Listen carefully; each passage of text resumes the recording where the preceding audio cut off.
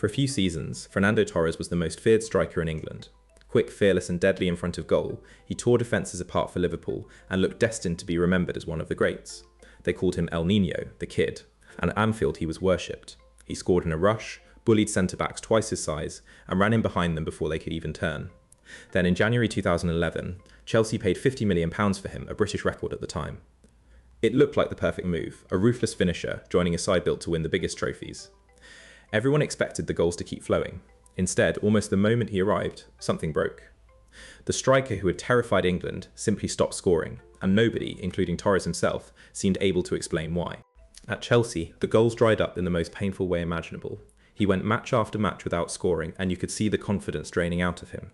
Chances he would have buried in his sleep at Liverpool now flew wide or were snatched at. His first goal for Chelsea took more than 900 minutes to arrive, an eternity for a £50 million striker. The harder he tried, the worse it got. His body language sagged, his runs became hesitant, and that record price tag hung over his head like a weight. Fans who had signed him as the final piece of a title-winning team began to groan every time a chance fell to him. It was a brutal thing to watch, because you could tell he cared. This was not a lazy player coasting on a big move. This was a great striker slowly forgetting how to do the one thing he had always done best. There were still flashes of the old Torres. In 2012, he scored a famous goal against Barcelona, rounding the keeper in the dying minutes to send Chelsea to a Champions League final. He lifted that trophy, and later a Europa League, and a World Cup, and 2 European Championships with Spain. So this was no ordinary flop, but the flashes only made the droughts more confusing. The real answer was in his legs. Torres had suffered serious knee problems, and he came back from surgery a fraction slower than before. For most players that would barely matter. For Torres it was everything.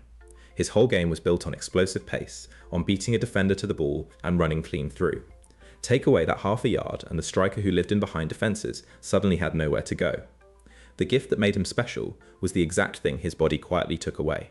So why did it fall apart so completely? It was really 3 things feeding each other. First, the injuries robbed him of the pace his game depended on. Second, once the goals stopped, his confidence collapsed, and a striker without confidence is only half a player. And third, a record fee turned every miss into a headline, which piled on pressure he could never escape. Each missed chance made the next one harder. He started thinking instead of finishing, and finishing is something the best strikers do without thinking. At Liverpool he had played on instinct, free and fearless. At Chelsea he played scared, and fear is poison for a number 9. It became a spiral that fed itself, and once he was inside it, no amount of talent could pull him back out. The cruel part is that any one of those problems alone he might have survived. All 3 at once buried him. Here is my honest opinion. Fernando Torres was not a flop, and it is lazy to call him one.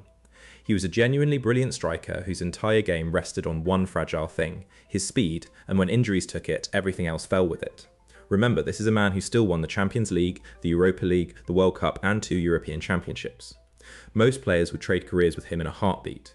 But the Torres of Anfield, the fearless kid who terrified defenders, never really came back, and that is the sad part. The lesson is one football keeps teaching us.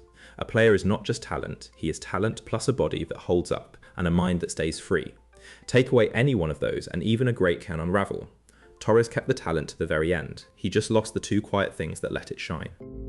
If you love football stories told straight, subscribe to Sports Vote so the next one finds you. And share this with a mate who would argue Babs all night. And tell us in the comments which story we should break down next. We will see you at the next one.